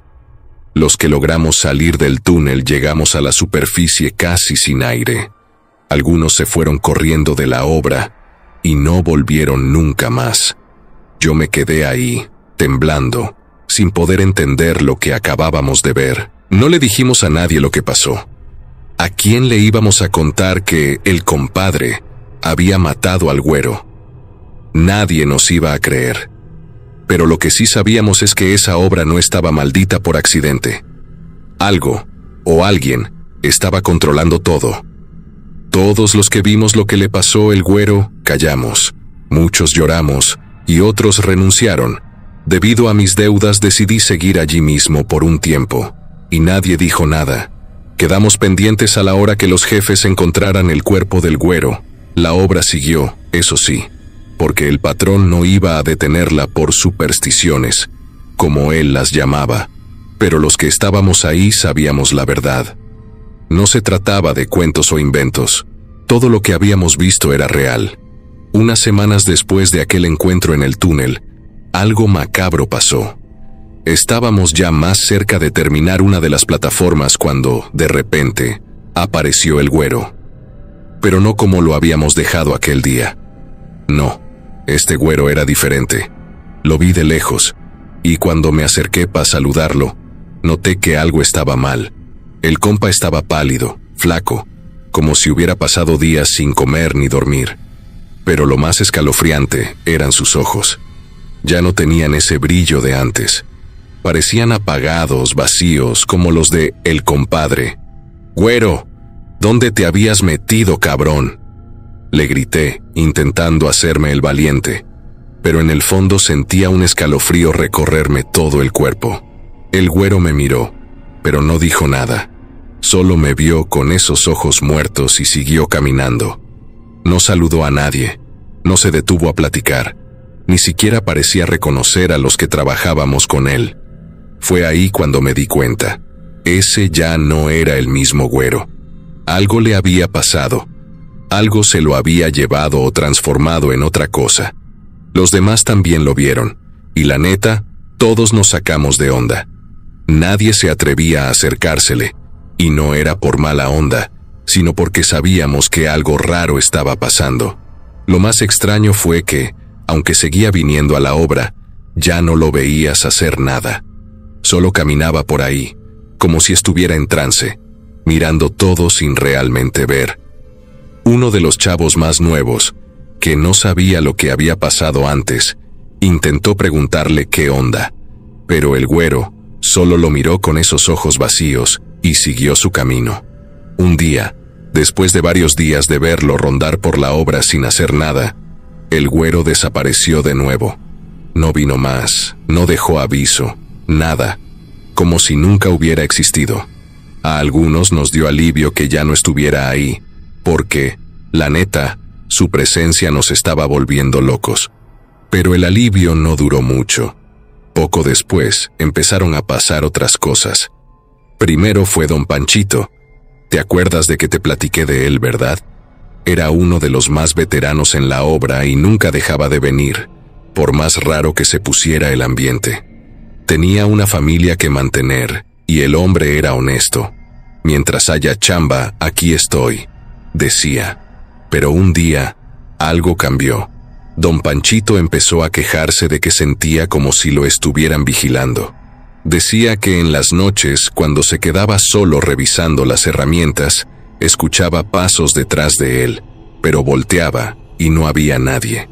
Al principio, lo tomamos como otra historia más de las tantas que ya rondaban la obra, pero pronto nos dimos cuenta de que lo que decía era cierto. Una tarde, don Panchito llegó más tarde de lo normal y traía una cara de miedo que nunca le había visto. «Ya no aguanto más», me dijo. Anoche lo vi bien clarito. Le pregunté a qué se refería, pero solo sacudió la cabeza y no quiso hablar más. Esa misma noche, Panchito no regresó a su casa. Al día siguiente lo encontraron en uno de los rincones más oscuros de la obra, en una de las plataformas que casi nadie usaba ya. Estaba tirado en el suelo, con los ojos bien abiertos, pero igual de vacíos que los del güero. No tenía heridas, no había sangre, nada que indicara qué le había pasado. Pero sabíamos que no había muerto de manera natural. La noticia corrió como pólvora entre los trabajadores, y muchos decidieron renunciar de inmediato. La obra ya estaba en sus últimos meses, pero a varios no les importó. Preferían irse a buscar otra chamba antes de terminar mal como Ramiro, el güero o don Panchito. Yo me quedé, pero ya no por ganas, sino porque tampoco tenía muchas opciones. A mi edad, no es tan fácil encontrar trabajo. Finalmente, la obra terminó. El aeropuerto, el AIFA, está ahí, funcionando y bien bonito para que la gente lo vea y se sienta orgullosa. Pero los que estuvimos en su construcción, los que vimos lo que realmente pasó, sabemos que los sacrificios en las obras existen y no se hacen por órdenes de arriba. Si no, el malo es quien llega a tomarlos sí o sí. Nunca más volví a ver al güero, ni supe qué le pasó después. Pero sé que no salió bien de todo esto. Y cada que alguien me pregunta sobre el tiempo que trabajé en esa obra, siempre me acuerdo de el compadre, de esos ojos vacíos y de las muertes sin explicación.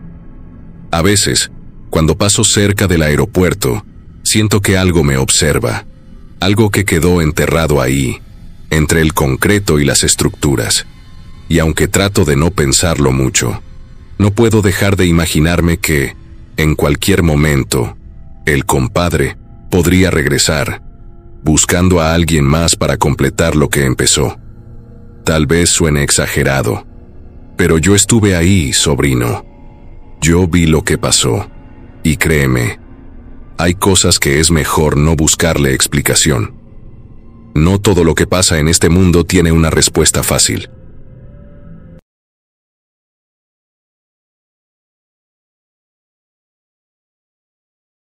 Hola, querida comunidad. He visto que en las últimas semanas han estado subiendo relatos que refieren a sacrificios en las construcciones, y por eso, después de pensarlo mucho, me animé a contar mi historia. Antes de comenzar, quiero aclarar que las cuestiones paranormales no son tema para todos. Mientras muchos se ríen y se burlan de las experiencias ajenas, habemos otros que contamos nuestras vivencias con cautela, pues somos conscientes de que mucha gente no nos va a creer. Por eso mismo, no espero que nadie me crea. Mi nombre es Mario Acuña, y soy de esas personas que, como dice la canción, crecí con el siglo. Mi oficio, desde que tengo memoria, ha sido la noble profesión de la albañilería, y a pesar de que nunca acudí a la escuela, conozco mucho de materiales y trazos. Todo lo aprendí con el tiempo, trabajando con ingenieros y arquitectos de diferentes nacionalidades en obras magníficas. Mis conocimientos llegaron a ser tan grandes que, en muchas ocasiones, yo les resolvía problemas que ellos simplemente no sabían cómo arreglar. Además de la construcción, también soy un apasionado de la historia de las civilizaciones, sobre todo de las culturas mesoamericanas. Me parece admirable cómo, sin contar con la tecnología que tenemos hoy en día, lograron erigir edificios enormes que han resistido el paso de los siglos. Como en muchos casos a través de la historia, dentro del marco de hechos aberrantes que difícilmente se pueden ignorar, se tiene documentado que la construcción de cada templo mesoamericano iba acompañada de espeluznantes ceremonias. En estas, se sacrificaba a personas de forma macabra en nombre de deidades sagradas. Los cautivos eran seleccionados previamente. Algunos eran enterrados vivos, mientras que a otros se les extraía el corazón y se les cercenaba la cabeza. Se creía que estas muertes tan terribles atrapaban el alma de las víctimas en la estructura y la mantenían firme, incluso durante catástrofes naturales como los sismos de 1985 o 2017. Esto no es exclusivo de los relatos mesoamericanos. En muchos monumentos antiguos, incluyendo los de Egipto, Teotihuacán y Chichén Itzá, se han encontrado entierros de personajes menores, cuya sepultura sugiere que fueron sirvientes o lacayos dedicados al señor o señora, para quien se construyeron esos monumentos. A la fecha, estas colosales estructuras continúan en pie. Eso no es obra de la casualidad. Aunque muchos se niegan a aceptarlo, en la Ciudad de México también se realizaron entierros similares. Mi historia se basa específicamente en una de las construcciones más importantes de México, el emblemático Estadio Azteca. Esta construcción es un punto clave donde se reúnen miles de espectadores que mezclan sus energías, emociones y vibraciones en cada evento vivido en ese mágico lugar, sin saber que están sobre una gigantesca tumba dedicada a dioses o demonios que reclamaron sus ofrendas. Se habla de que, durante su construcción, decenas de personas fueron sepultadas vivas en las columnas del llamado Coloso de Santa Úrsula. Más espeluznante aún, se cuenta que, durante las obras de restauración, se encontraron decenas de cuerpos de niños, presumiblemente enterrados vivos durante la construcción. Se cree que esto está relacionado con la ola de desapariciones infantiles ocurridas a principios de los años 60. Dicen las malas lenguas y los conocedores que, para poder levantar semejantes columnas, el Estadio Azteca fue bautizado con sangre.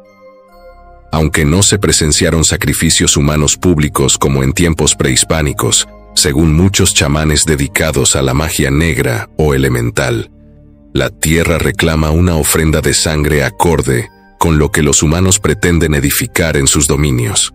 Por ello, muchos albañiles y habitantes de Tlalpan afirman que en los cimientos del estadio, varias personas fueron enterradas vivas para bendecir y custodiar la obra. Yo puedo asegurarles, sin temor a equivocarme, que no fueron solo unos cuantos. Ahora que hemos entrado en materia, les contaré lo que pude presenciar. En ese entonces, a mediados de 1962, Yo tenía 23 años. Puedo jurarles que no soy uno más de los que escucharon ese relato. Yo estuve allí cuando las cosas macabras comenzaron a suceder. Había llegado a la capital con mi padre desde el pueblo de San Felipe del Progreso, en el Estado de México. Nuestra intención era trabajar en las grandes construcciones que se llevaban a cabo en las zonas de Santa Fe, Interlomas y Tecamachalco. Aunque no lo creía del todo, puedo asegurarles que en muchos edificios donde trabajé, supe de al menos 3 muertos. No conocía personalmente a ninguno de esos pobres desgraciados, pero saber que alguien había muerto o desaparecido en mi lugar de trabajo aún me eriza la piel. En el caso del Estadio Azteca, lo que ocurrió en su construcción es una leyenda que se cuenta con matices diferentes cada vez. Mi padre y yo lo sabíamos. De hecho, había instrucciones especiales para los trabajadores que vivían solos o venían de lejos. Por orden directa de los arquitectos, varios albañiles y ayudantes fueron enterrados vivos en las fosas de las columnas del Coloso de Santa Úrsula. Al inicio de la obra, ninguna barda se mantenía en pie. Una tarde, mientras nos íbamos a descansar, los arquitectos se quedaron hablando en su tráiler con un hombre alto, de finas ropas, que parecía muy importante. A la mañana siguiente aún seguían conversando. Esto nos llevó a imaginar lo obvio. Los responsables de la obra habían realizado un pacto con el mismo diablo. En el gremio, al diablo se le conocía como el amigo o el compadre. Se decía que a cambio de un pago significativo, bendecía las obras para que se mantuvieran firmes durante décadas o siglos, como sucedió con el Azteca. Pero el pago que este compadre reclamaba no era económico ni material. Lo único que quería, quizá para saciar su hambre, eran vidas humanas. Esa noche, mi padre y yo no dormimos, pues temíamos que pudiéramos estar entre los sacrificios. Aún recuerdo, con miedo y como si fuera ayer, que después de ver cómo pactaban en ningún momento pude pegar el ojo. Me la pasé llorando y, cada vez que podía, le pedía que huyéramos del sitio. Pero mi padre, quien era muy valiente, me dijo que no podíamos abandonar el trabajo, ya que él tenía otros miedos. El mayor de ellos iba más allá de perder la vida. Temía no poder llevar comida a casa, donde había varias bocas que alimentar. Yo era el mayor de 4 hijos, y por eso me decía con mucha seriedad que aguantáramos, pues nada nos iba a ocurrir. Afortunadamente, mi padre tuvo razón, y la elección de los sacrificios se centró en gente de escasos recursos. Con ellos se pretendía reforzar los cimientos. Sin dejar de ser macabra, dicha elección era obvia, ya que nadie se preocuparía por ellos ni reclamaría su desaparición. Efectivamente, a partir de esa tarde, varios peones comenzaron a desaparecer. Los maestros más viejos, quienes eran fieles a los arquitectos, formaron el temido grupo que organizó los sacrificios para proteger la edificación y darle su pago al compadre. La gente común de Coapa pensaba que solo hombres fueron sacrificados, o que solamente murió una persona, cuya alma vaga ahora por las noches en los alrededores del estadio. Sin embargo, se dice que, cuando no se podía cumplir con el sacrificio entre los empleados, salían a buscar a quien encontraran para que el pago se realizara. De ahí provienen las misteriosas desapariciones de tantas personas sin dejar rastro. Hace un tiempo, una catedrática fue cuestionada sobre la validez de este mito urbano.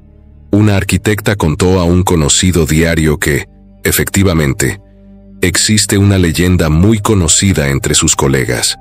Esta afirma que es de buena suerte que un albañil muera durante la obra, y, si nadie va a preguntar por ellos, los entierran.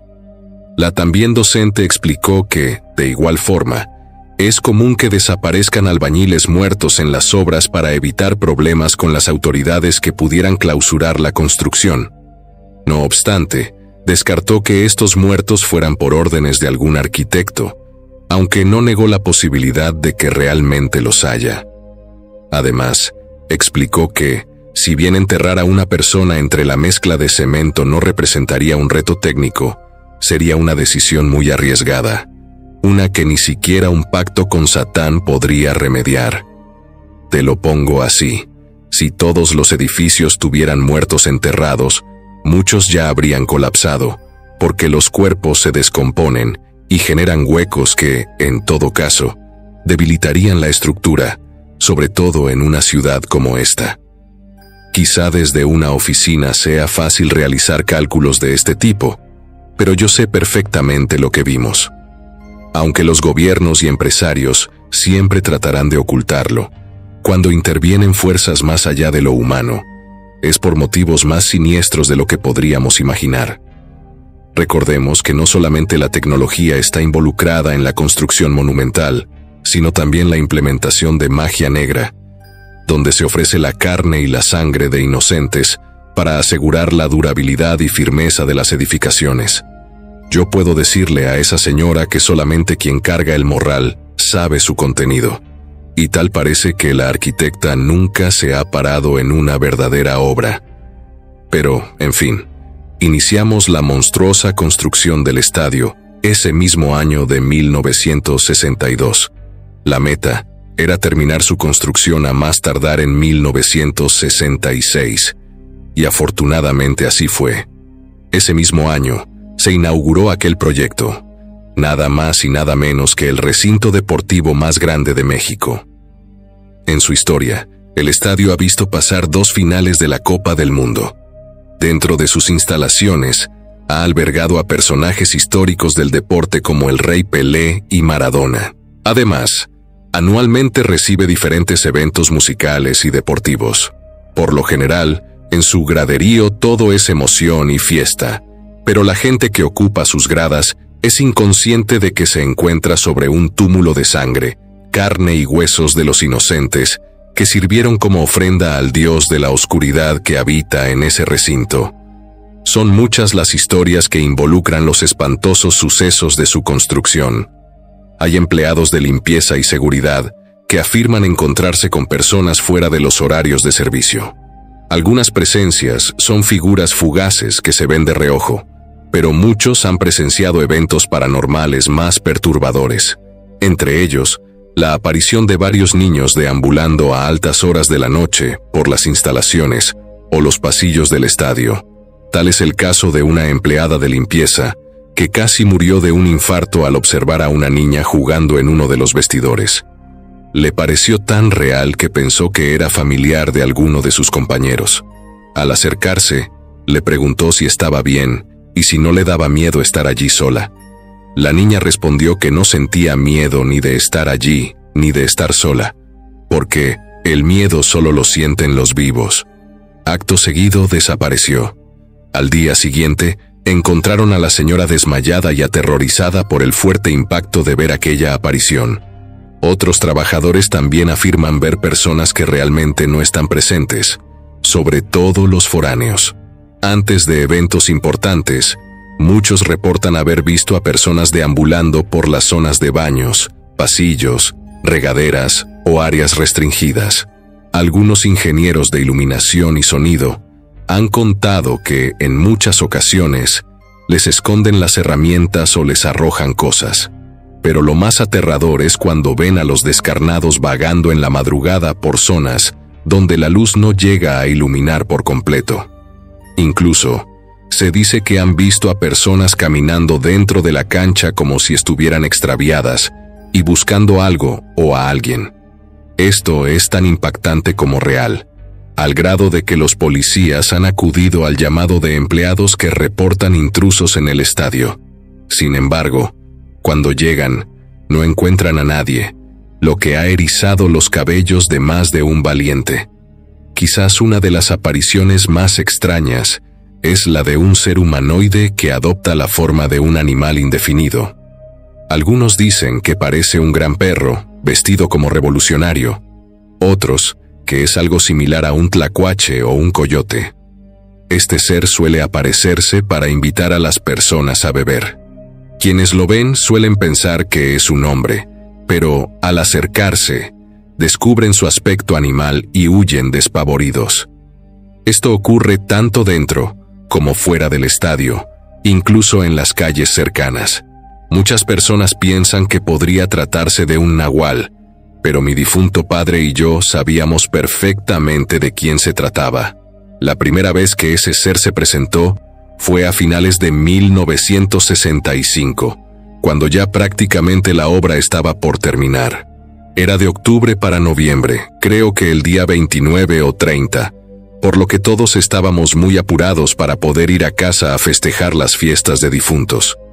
Trabajábamos horas extra para tener libres los días grandes. Fue durante un momento en el que los maestros más ancianos dijeron que tomáramos un descanso. Algunos de ellos sacaron sus botellitas de aguardiente, mezcal o sotol. Mi padre y yo estábamos calentando los frijoles con suadero y las tortillas para cenar, cuando alguien le ofreció un trago a mi padre. Este sujeto era amigable, muy amable, pero ni mi padre ni yo bebíamos en el trabajo. Era una costumbre. Sin embargo, aquel hombre era tan insistente que mi papá no pudo rechazarlo. Comenzaron a platicar de cualquier cosa. Mi padre era muy amigable, pero no tanto como para explayarse de esa forma con un extraño. Al pasar el rato, ya todos estábamos cenando cuando, de repente, todo se quedó en silencio. Al decir todo, me refiero a todo. Ni autos, ni voces, ni grillos, ni perros. Ya saben, ese silencio incómodo y estremecedor que anuncia que algo muy malo está por suceder.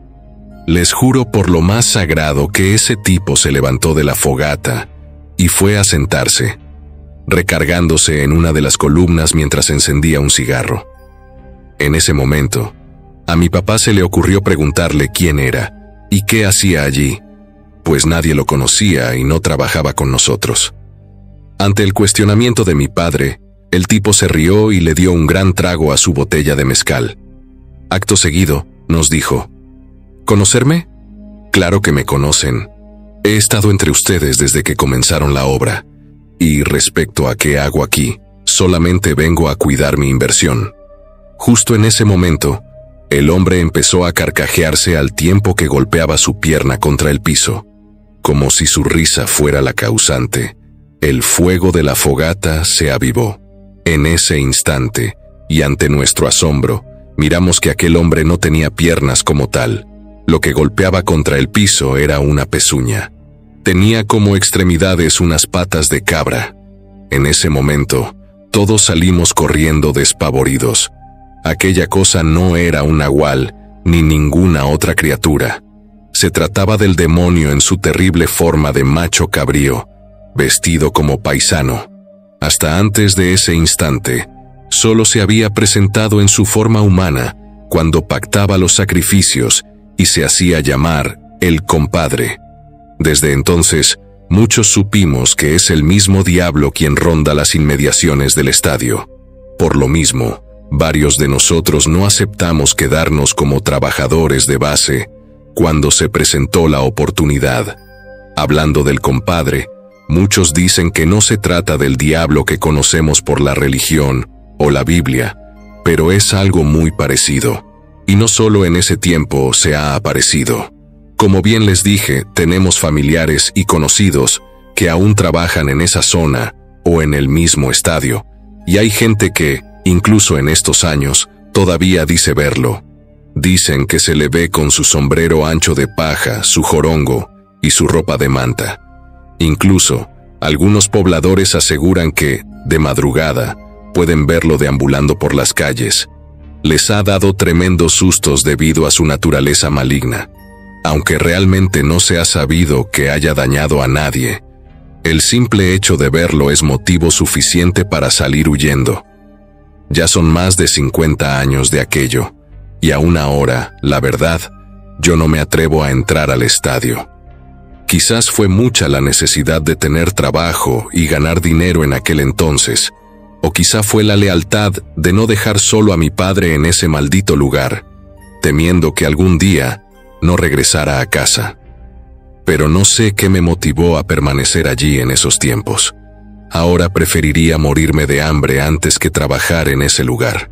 En cuanto a las atrocidades que vivimos en el estadio, posiblemente haya algún castigo para nosotros. A pesar de que se pudo evitar o denunciar, nunca se hizo. Aunque no conocíamos a esas personas, nos pesará eternamente su muerte. Tal vez ese sea el castigo que merecemos. Pero lo que sí me atemoriza de verdad es que el compadre estuvo presente en el funeral de mi papá hace varios años.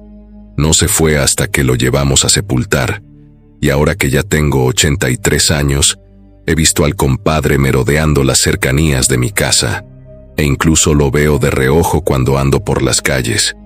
Quizás mi hora está cerca, y quiero que esto se sepa, para que no quede en mi conciencia que, en cierto modo, también formamos parte de las ofrendas al compadre por habernos atrevido a sepultar inocentes en los cimientos y columnas del Estadio Azteca.